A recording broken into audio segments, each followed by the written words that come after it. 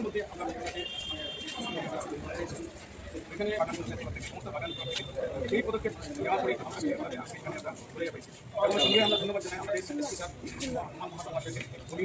খুব দৃঢ়ভাবে পদক্ষেপ হয়েছে মেয়েগুলাকে এবং সঙ্গে আমরা ধন্যবাদ জানাই আমাদের কাছারি আসামের মুখ্যমন্ত্রী হিমন্ত বিশ্ব শর্মা মহাশয়কে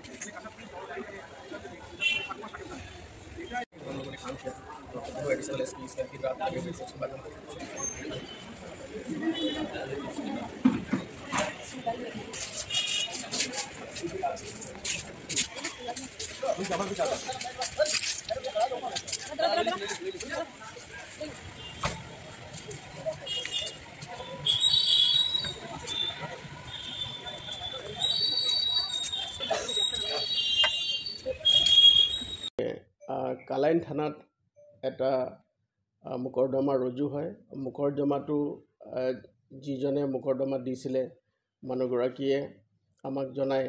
যে তেওঁৰ নিজৰ এগৰাকী ছোৱালী, নাবালিকা ছোৱালী, তাইক চাকৰিৰ প্ৰলোভন দি এটা চক্ৰই ইয়াৰ কালাইন অঞ্চলৰ পৰা লৈ গৈছে আৰু লৈ যোৱাৰ হায়দৰাবাদলৈ লৈ যায় আৰু হায়দৰাবাদত লৈ যোৱাৰ পাছত সেই ছোৱালীজনীৰ কোনো সংসূত্ৰ পোৱা নাই।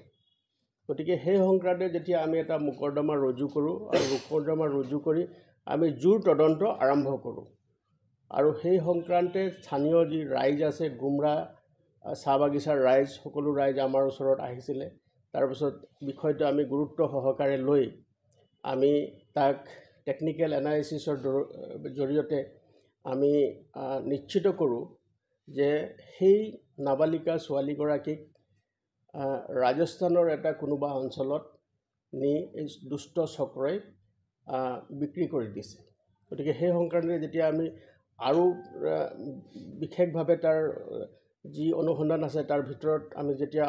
আৰু ভিতৰলৈ সোমাই যাওঁ, তেতিয়া আমি ৰুৰেল ৰাজস্থানৰ মাননীয় আৰক্ষী অধীক্ষক ডাঙৰীয়াৰ লগত যোগাযোগ কৰোঁ। তেওঁৰ নাম হ'ল আনন্দ মিশ্ৰা,